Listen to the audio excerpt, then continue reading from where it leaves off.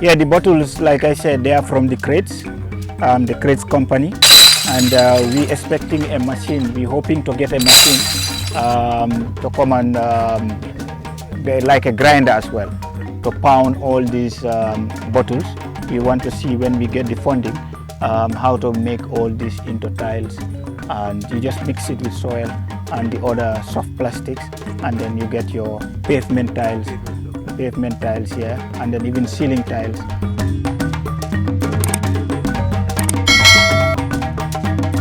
Welcome, Sheikh. Hi, thank you. Yeah. Thank you. So what do we have here? We have different types of plastics. We have the chairs, we have the crates, we have a lot of buckets in there. Okay. And a lot of these 20-liter gallons. All of this is not crates, because underneath we have a lot of types of plastic. Okay, you have so different type of plastic. Different type of plastic. Yeah, we dealing with this month. That's why we put it on top. So we coming to cut it and wash, and then, So this one has been cut already? Yeah, this is how we cut it. We cut it with cutlass, manually. Yeah, manually cutting it, cutlass. Okay. Yeah. Chairs, the buckets. A lot of types of plastic here. And we have collection points, over 21 collection points in over the Greater Banjul and Brikama. Yeah. What about the provinces? Because of the transportation cost, that we don't have our own truck to go over to Soma and Farafenye and Basse, but that's the plan in the future, that if you have the truck and the working capital, more working capital, then we can easily go and collect and set up collection point. When it's truck full, we go and collect and bring it here, or we can teach them how to also cut and wash, and then we can that will even ease the that will be easy to collect, yeah. Because it needs a lot of types of segregation, because so you need to teach them about the yellow, the white plastics, the types of plastics that you have to segregate, and the colors. And you separate them by color too? We separate by color. Okay. We separate by color, because companies ask for color. Okay, give me white plastic, give me red plastic. Of what type? Of PP or HDPE, of gallons, or things like that. So we segregate in that. That's what we do in this end. So you buy this from? Yeah, we normally buy them from companies, maybe Gambia, Julbrew, or the hotels, or we have people who are collecting at the collection point. They normally go to homes, to shops, and they normally bring in the collection point. When it's truck full, they call us, we weigh, and we pay them per kilo. So we hire a truck to bring it to the warehouse here, where we do the cutting, the segregation, the washing, and then the machine.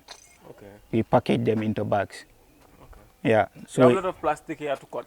Yeah, a lot of plastics to cut here, a lot of plastics. But hopefully if you come here in 2 weeks' time, you will not find all this here. We'll cut it and wash it, and then they are all made in Senegal, Okay. So they are all going back there, and the company will make new ones, and of course it will end up here again. So that's how we are. So it's a circle that we are doing. Okay. Yeah. Okay. So what do you have at the back there? At the back is the store that we have, and of course the bottles from the crates. Any bottle we have, we pack it here, which we are working on a solution on a strainer to cut it as well. Yeah. You can see the minus buckets that we have. This is not all are not segregated yet, so we'll do this segregation. Yeah, we'll do all this segregation by color, the types of plastic, bucket to bucket, but types of bucket as well. So we'll do all this. So you need to know the technical how, because you can see this, maybe you think that they are the same. And you put them while they are different. Okay. So you need to know the types, the texture. If you touch it, maybe if you have that training, you will know what types of plastic is this, which one it can go to. Yeah. Because if you make mistakes in any of these, when you take it to the manufacturing company, their machine detects it, and that spoil your all of the bags. One rotten potato spoil all the bags. Yeah. So you need to do the segregation very carefully and wash thoroughly. Okay. So we have a supervisor who supervises the washing and the machine supervisor is there, so that's what we do. And the bottle? Yeah, the bottles, like I said, they are from the crates, Okay. the crates company, and we expecting a machine. We're hoping to get a machine to come and like a grinder as well, to pound all these bottles, and put it in like powder, put it in a powder form, and put it in a bags, and then we're trying to create tiles. The soft plastic, they're making tiles out of it. So we're trying to see, there's a technical person from Ghana that we are talking to. We want to see, when we get the funding, how to make all this into tiles. And you just mix it with soil and the other soft plastics, and then you get your pavement tiles, yeah, and then even ceiling tiles. And there's a lot of things you can work in, and maybe even seats, the chairs. If you go to the hotels, you see where they sit, and also even dustbins. Dustbins they make out of this type of things that you see here. You are doing a lot of work. Yes. And also reducing waste from the street. That's right. It requires a big ambition and a lot of sacrifice, and that my team are doing with me and my team. So it's a hard work, but we believe in the process, and we believe we are making changes, and you a are lot making of changes, of involvement. So that's the determination is there. Hopefully we will get there, man. Thank you for that. Okay.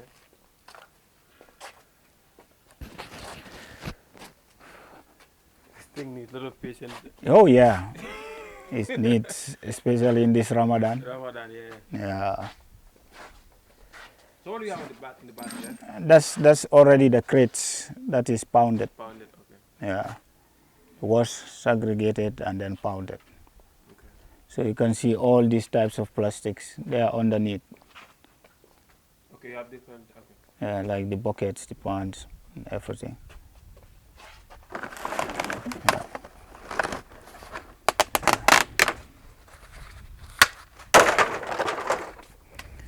So they empty it and throw it here, and the next thing is cutting it. Clean Yeah. it then. Yeah. Yeah. Okay. And this is the weighing scale. Whoever bring plastics here, we weigh it, and you are paid per kilo. Per kilo, okay. Yeah. We have another small one there, but that is for the bags. Can I have it, Dauda? That's for the bags. That's like, because each bag only 25 kg that we put in bags, and so that it can be lifted. So the bags, this is the weighing for the bags, and this is the weighing for the nets. For the nets, okay. Yeah, this is not segregated yet, so it's from the dump side. We hang it here, and we know. Yeah. Up to remove this.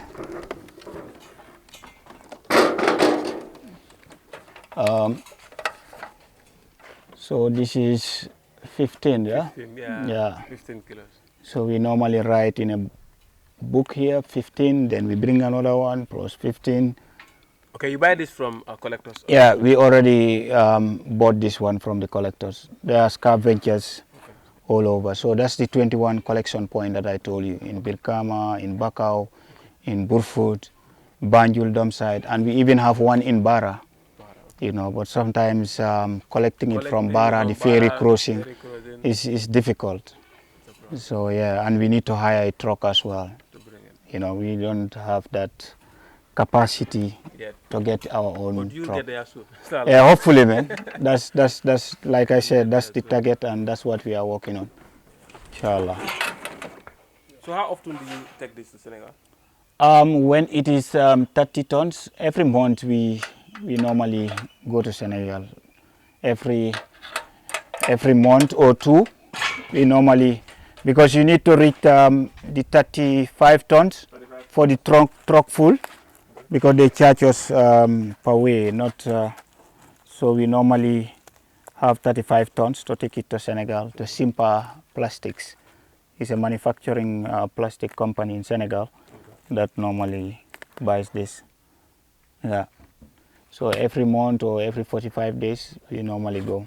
Okay, every month. Yeah. But of course, when the corona hit us also, it hits everyone. Okay. So we couldn't do that service. Yeah. So we are trying to restart again. And just like I said, we're trying to expand the project if we reach our target or we got the funding to expand. Yeah. Okay. Let's check on the machine. Yeah, yeah. Omar, is the machine ready? No power. No power. Right now? Okay. No power yet. Okay. So no.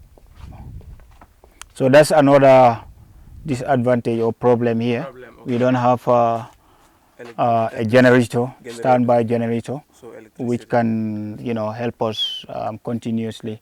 Sometimes you go whole day, there is no electricity here, and you already want to reach your target in a month, you cannot. So it's bad for business. Yeah, exactly, exactly. Okay. Yeah. How many staff do you have there? 10, permanent. Permanent at 10. 10, yeah. Okay.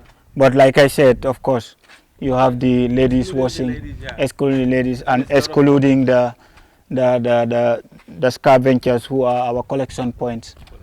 So we have maybe two each collection point, and of course they make money by collecting plastics and selling it also in kilos.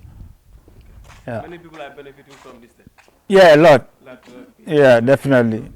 Imagine if it is expanded to the rural area, it will be more, So today actually they didn't, in the morning there was light, but they didn't do yesterday and today because they are busy of emptying that crates. Some crates are mixed. Mixed. That's why. Yeah. Okay. So when you pound it inside, maybe you will have some yellowy things. So they are the one. So you can see this is produced from the chair. So it's normally with a lot of dust, but some companies do need the powder itself. So we normally segregate it. We do a lot of segregation here. So this machine, this can grind 2 tons per day. Grind 2 tons of it. 2,000 kilos. 2,000 kilos. Yeah, it's a high-powered machine, and we got this machine from Germany. Okay, you buy this machine from Germany? Yes, we got it from Germany. And from Germany, they transport it to Holland, where I got my training in the stiff-out plastics. Okay. They are called the stiff-out plastics. It's a family-run business.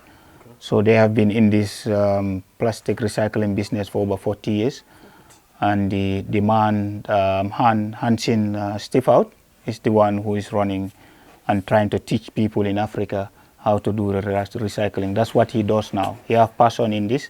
Okay. So he normally go and help you set up a business or project on plastics and then leave you with it.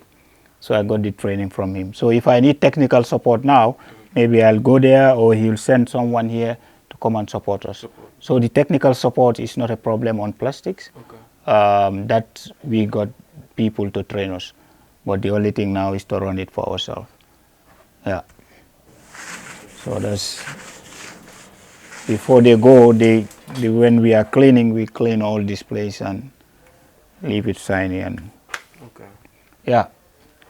So unfortunately, there is no power right now, so we cannot on the machine for you guys to see, but. Hopefully we'll try and come back here another time. Yeah. So, yeah. It's a high-powered machine that it is. Yeah. Okay. Yeah. This, because we are dealing with the white chairs, so these are the blue chairs as you can see here. So they are the next that we come into pound and then we turn to the crates.